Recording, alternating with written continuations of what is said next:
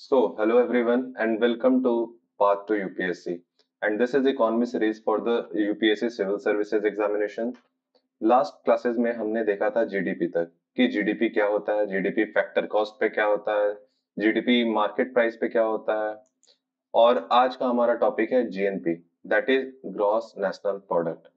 तो हम ये जानेंगे पहले कि ये जीएनपी होता क्या है आखिरकार।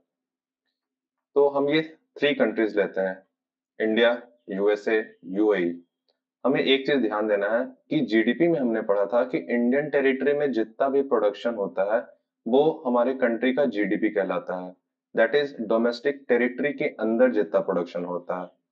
तो इस हमारे इंडिया कंट्री में जाहिर सा बात है सिर्फ इंडियंस तो रहते नहीं है, बहुत सारे फॉरेन नेशनल्स भी रहते हैं और वो भी कुछ प्रोड्यूस करते हैं और उनका भी कुछ इससे इनकम होता है।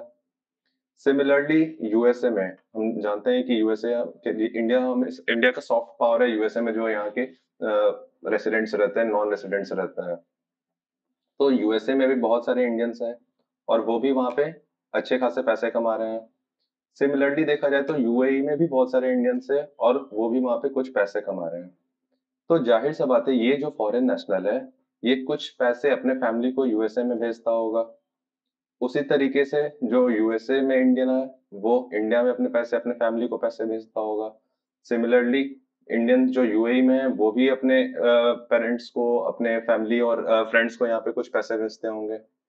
तो हमें बस ये याद रखना है कि जीडीपी में क्या था, डोमेस्टिक टेरिटरी, बट जीएनपी में क्या है हमारा कि नेशनल, कि इंडियन नेशनल कहाँ कहाँ पे कमा रहे हैं और उनसे हमारा जो टोटल प्रोडक्ट निकलता है। जैसे ये इंडियन अभी इंडिया के टेरिटरी में नहीं रहता है, ये यूएसए के टेरिटरी में रहता है, बट इससे जो हमारा इकोनॉमिक ट्रांजेक्शन होगा इंडिया में ये हम काउंट करेंगे जीएनपी में।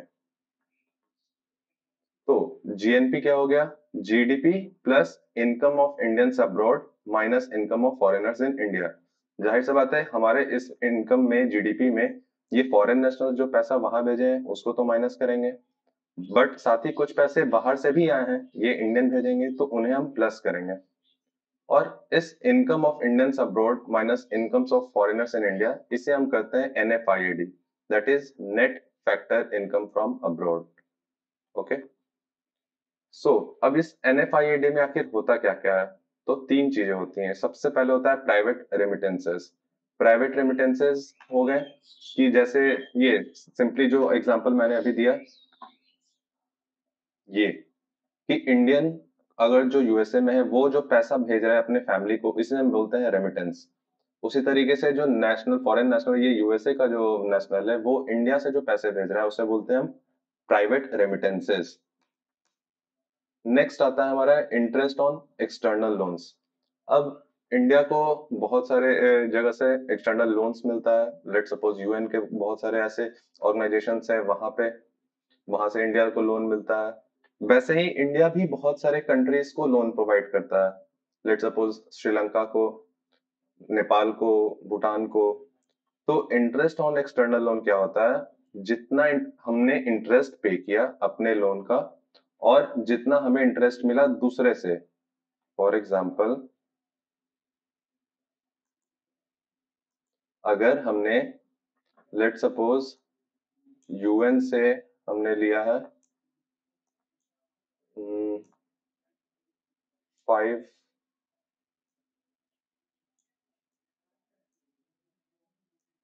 मिलियन डॉलर का, हमने यूएन से $5 मिलियन का लोन लिया था और इसमें हमने दिया उसे इंटरेस्ट अप्रोक्स 100K का, 100K डॉलर का। ओके, उसी तरीके से हमने श्रीलंका को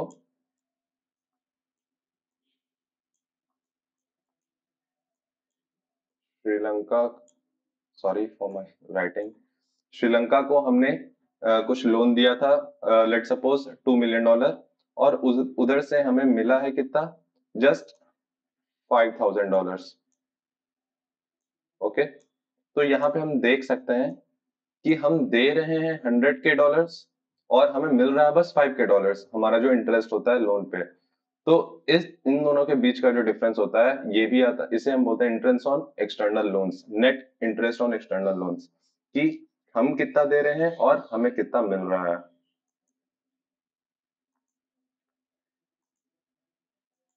नेक्स्ट आता है एक्सटर्नल ग्रांट्स। अब कुछ ग्रांट्स भी हमें मिलते हैं और कुछ ग्रांट्स हम भी देते हैं बाकी सारे कंट्रीज को।